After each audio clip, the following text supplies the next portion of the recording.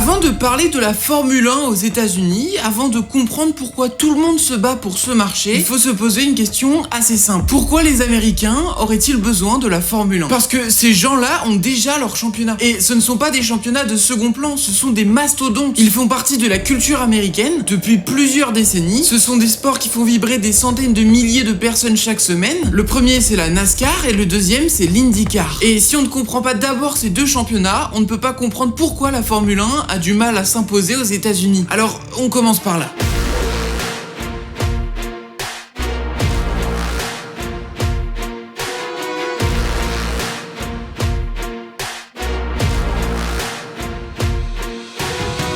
La NASCAR a une histoire de fou. Tout commence dans les années 1930 aux États-Unis où la prohibition interdisait l'alcool. Mais évidemment, cela ne voulait pas dire que personne n'en voulait. Alors, les bootleggers, des trafiquants d'alcool, modifiaient leurs voitures pour échapper à la police. Elles étaient plus rapides, plus solides, et quand deux trafiquants se croisaient, ils faisaient la course. En 1948, un type nommé Bill France Sr. décide de mettre de l'ordre dans tout ça et fonde officiellement la NASCAR, la National Association for Stock Car Auto Racing. Désolé pour mon accent. L'idée centrale est géniale parce qu'elle est ultra simple. Les voitures doivent ressembler à des modèles de série, une Chevrolet, une Ford ou une Toyota, des voitures que Monsieur Tout-le-Monde pourrait conduire dans la vie de tous les jours. C'est un lien énorme entre la voiture de course et la voiture du quotidien, et ça crée tout de suite quelque chose que la F1 n'a jamais réussi à reproduire aux États-Unis. Une connexion émotionnelle forte entre les Américains et le sport automobile. Alors aujourd'hui, la NASCAR, c'est le championnat automobile le plus populaire aux États-Unis. On a 36 courses par saison, on est loin de la F1. Ça commence de février et ça se finit en novembre, et surtout, ça reste à chaque fois sur le territoire américain. Ça roule sur tout, des circuits routiers, des ovales, des circuits urbains. La saison ne s'arrête pratiquement jamais, et les voitures, me diriez-vous, du brut, du muscle, environ 750 chevaux pour un poids de 1500 kg. En comparaison, une F1 tourne à 800 kg pour plus de 1000 chevaux. La NASCAR est plus lourde, moins high-tech, mais sur un ovale à 300 km/h en peloton serré, elle produit un spectacle que peu de championnats peuvent égaler. Le format est typiquement américain. Long, intense, avec des drapeaux jaunes à répétition. C'est un truc de fou, quasiment à chaque tour, il y a un drapeau jaune. La course dure en moyenne 3h à 3h30. Oui, il faut avoir le temps. Ceux qui se plaignent pour une course d'1h30 en F1, franchement, je vois pas de quoi vous vous plaignez. Et ce qui est génial en NASCAR, c'est qu'une toute petite flaque d'huile peut rebattre toutes les cartes dans le dernier tour, et ça, le public adore ça. Le système de points, en 2026, est légèrement différent. La NASCAR a supprimé ses systèmes de play-off pour revenir à un format dit chase, plus classique. Je vous le fais rapidement, mais les 16 meilleurs après 26 courses se qualifient pour la phase finale, et après il y a une phase finale. Alors après, si vous deviez retenir qu'une seule course en NASCAR, c'est le Daytona 500. Depuis 1959, tous les mois de février, Daytona accueille plus de 180 000 personnes en gradin et 15 à 20 millions de téléspectateurs aux États-Unis, juste pour une seule course. À titre de comparaison, le Grand Prix de Monaco, un des grands prix les plus connus, si ce n'est le plus connu du calendrier, c'est moins de 40 000 spectateurs sur place. On n'est vraiment pas dans la même dimension. Alors 500 miles, ça correspond à quoi? Ça correspond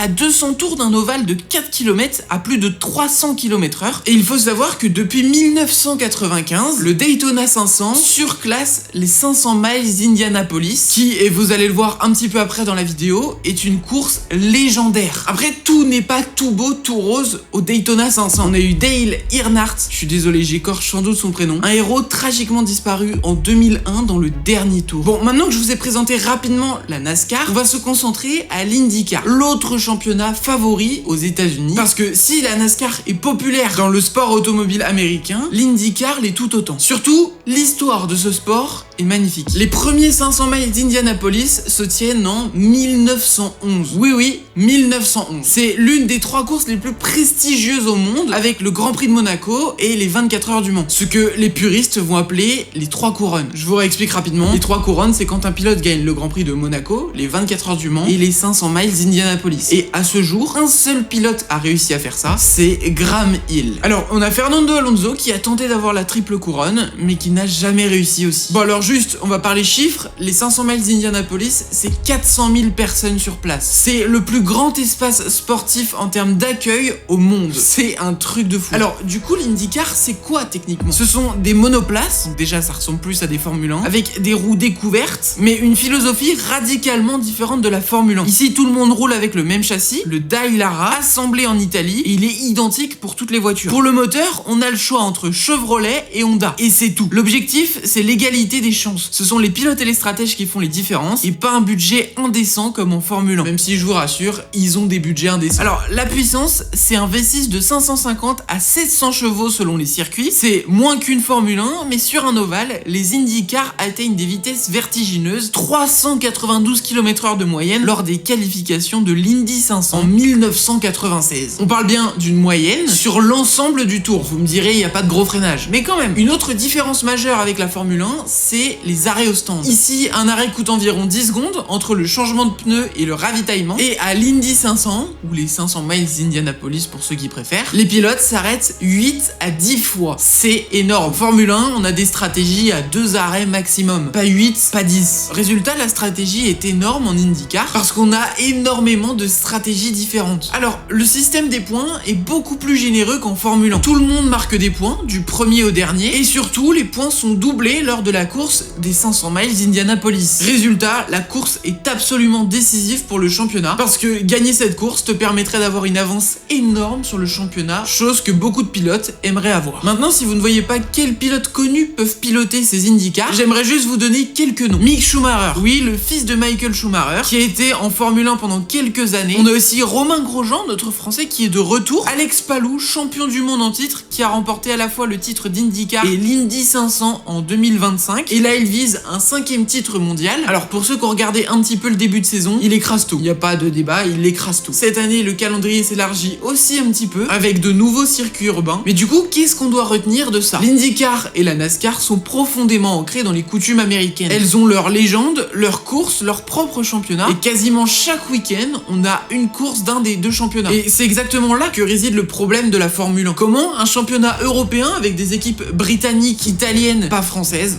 voilà, faut se le dire, on n'a pas d'écurie française, peut-il convaincre un pays déjà assez servi en termes de sport automobile? Et bah, c'est exactement ce qu'on va voir maintenant. Ok, maintenant qu'on a posé le décor sur les deux championnats, il y a une question qui arrive. Est-ce que la F1 a vraiment du mal à percer là-bas? Et si oui, pourquoi? Parce que sur le papier, la F1 a tout fait. Des grands prix américains, des pilotes américains, des partenariats américains et des médias américains. Et pourtant, pendant des années, les chiffres ne suivent pas. La F1 est diffusée sur Canal+ en France et sur ESPN aux États-Unis jusqu'en 2025. Et les audiences moyennes sur la saison 2025 sont catastrophiques pour les États-Unis. Environ 1,28 million de personnes par course en France, ce qui est exceptionnel, et environ 1,3 million de téléspectateurs pour les États-Unis. Ce sont des chiffres similaires, sauf que la France compte 68 millions d'habitants et les États-Unis 340 millions. En France, on parle d'environ 1 spectateur sur 53. Aux États-Unis, c'est 1 spectateur sur 262. C'est 5 fois moins d'engagement proportionnel dans le pays qui est censé être le nouvel Eldorado de la Formule 1. Pour mettre en perspective, le Super Bowl, un seul match, une seule soirée, réunit 115 millions de téléspectateurs. La NBA tourne autour de 12 à 15 millions de téléspectateurs. Même une course de NASCAR tourne entre 15 et 20 millions de téléspectateurs. Et la F1, 1,3 million. C'est tout. Alors oui, avec ESPN, une chaîne qui appartient à Disney, la Formule 1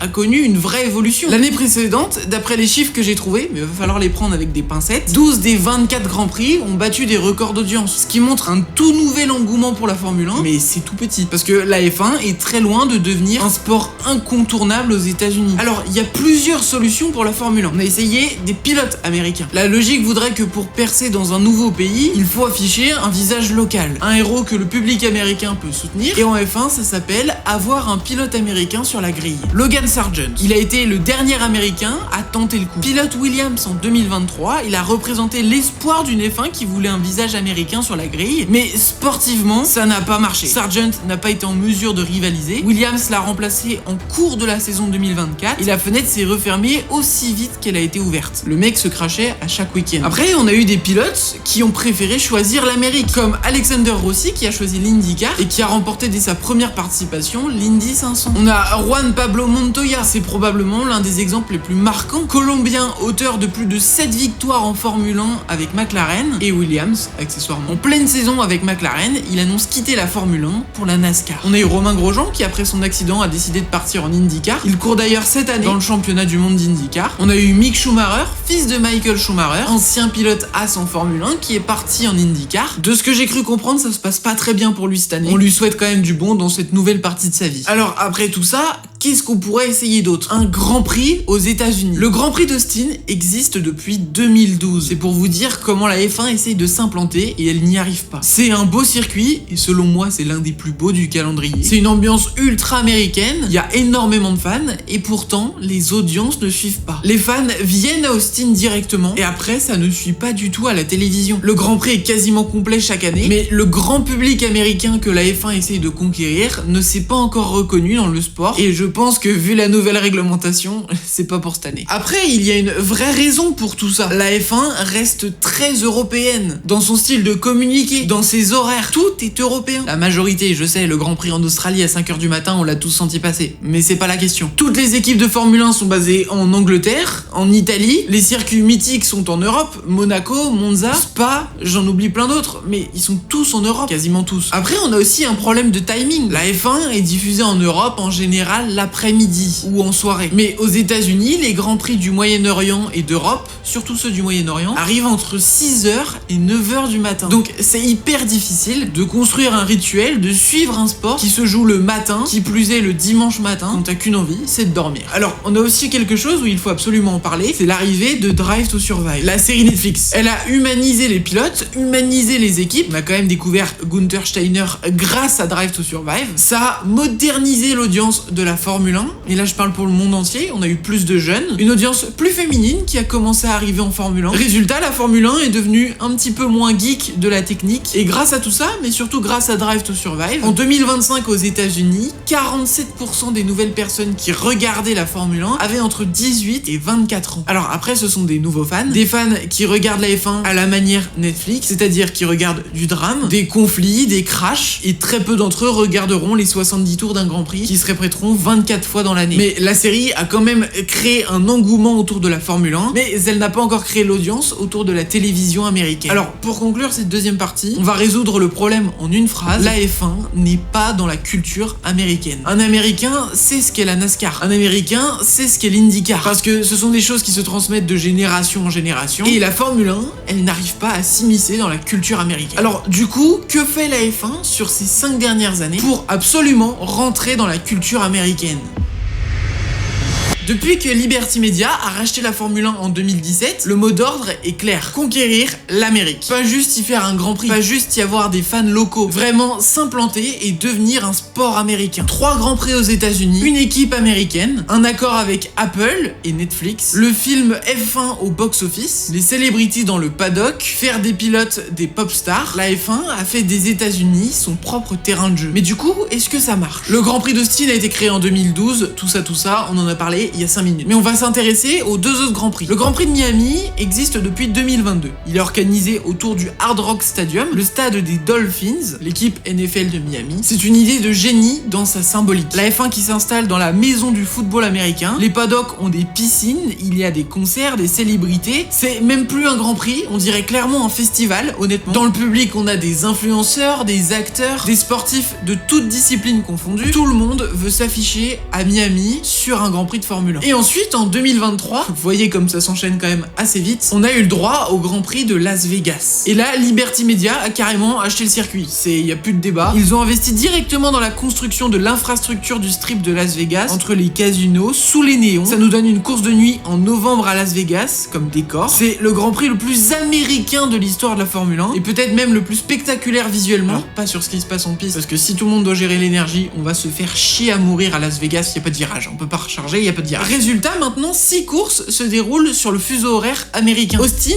Miami, Las Vegas, mais aussi le Canada, le Brésil et Mexico. Et ça change tout pour les fans américains parce qu'ils peuvent enfin regarder des grands prix à des heures plus habituelles pour eux. En plus de ça, cette année, on accueille une nouvelle équipe, Cadillac. C'est le coup le plus fort que pouvait faire la Formule 1, ramener une écurie américaine déjà implantée dans beaucoup de sports auto aux États-Unis. Pour rappel, c'est une marque du groupe General Motors qui est l'un des constructeurs les plus emblématiques des États-Unis. C'est une marque qui incarne le luxe américain depuis 1902 et là, elle est en Formule 1. Le projet est né de l'ambition d'Andretti, le légendaire Mario Andretti, champion du monde de Formule 1 en 1978 et vainqueur de l'Indy 500. General Motors a payé 450 millions de dollars de frais d'entrée juste pour rejoindre le championnat et c'est pas rien. Le groupe a son siège à côté d'Indianapolis, aux États-Unis. Ils ont recruté plus de 500 personnes. En plus, cette année, ils ont 2 pilotes ultra expérimentés, Sergio Perez et Valtteri Bottas. Pour faire plus américain que Cadillac, tu ne peux pas, c'est simple. Ils ont révélé leur livret lors du Super Bowl 2026. On en a parlé un petit peu avant, c'est plus d'une centaine de millions de téléspectateurs. Et franchement, d'ici quelques années, Cadillac peut performer en Formule 1. Bon là, la première année est compliquée, mais ça c'est normal. Donc je suis assez impatient de voir leurs résultats d'ici les prochaines années. Un autre pari majeur, c'est Apple. La F1 a basculé de Disney pour partir chez Apple sur l'Apple TV. Un contrat de 5 ans estimé à 140 millions de dollars par an, contre 85 millions pour ESPN. C'est un pari ultra ambitieux, mais avec la production du film F1, c'était une suite logique pour Apple. En plus, je trouve qu'ils font les choses bien parce que certains grands prix seront diffusés en IMAX au cinéma aux États-Unis. Franchement, je suis un petit peu jaloux qu'il n'y ait pas ça en France parce que je pense que ça doit être une expérience de fou. On sait aussi qu'ils ont passé un accord avec Netflix pour diffuser le Grand Prix du Canada sur la plateforme. Pareil, tout est fait pour attirer le public américain. Parce que, juste qu'on soit d'accord, le Grand Prix du Canada n'a pas été choisi par hasard. Il est sur les horaires américains et encore une fois, tout est fait pour leur faciliter la tâche. Attention quand même, il faut notifier que Apple TV, c'est un abonnement. C'est comme Canal+, c'est payant. Ce qui peut clairement empêcher des personnes qui ne veulent pas mettre d'argent dans un abonnement à regarder la Formule 1. Donc attention, selon moi, ils partent déjà avec une balle dans le pied. Alors, du coup, est-ce que ça marche? C'est la grande question. Et je pense qu'on peut dire oui. Toute cette stratégie clairement agressive, je trouve, de la Formule 1 pour conquérir le marché américain commence à porter ses fruits. On a 3 grands prix, une équipe américaine et maintenant un diffuseur qui fait comme Canal+ avec le mode expert. Je sais pas si vous avez déjà essayé. Ça permet d'avoir le on-board du pilote que tu veux. C'est assez cool en vrai. Alors, pour conclure toute cette vidéo, pourquoi la F1 est-elle en train de devenir énorme aux États-Unis? Parce que tout est fait pour correspondre au public américain, peut-être même des fois au détriment des Européens. Et grâce à tout ça, les Américains commencent à répondre. Très doucement, mais ils répondent. Ce qui manque encore pour les Américains, selon moi, c'est un pilote qui vient de chez eux et qui puisse gagner des courses. On le voit actuellement en Italie, les audiences sont en nette hausse parce qu'on a un pilote italien qui gagne, Kimi Antonelli, et on a Ferrari qui commence à bien performer. Bref, je vous laisse me donner votre avis en commentaire sur est-ce que la Formule 1 va réussir à s'implanter entre l'IndyCar et la NASCAR aux États-Unis. Et moi je vous dis à bientôt pour une prochaine vidéo. Salut!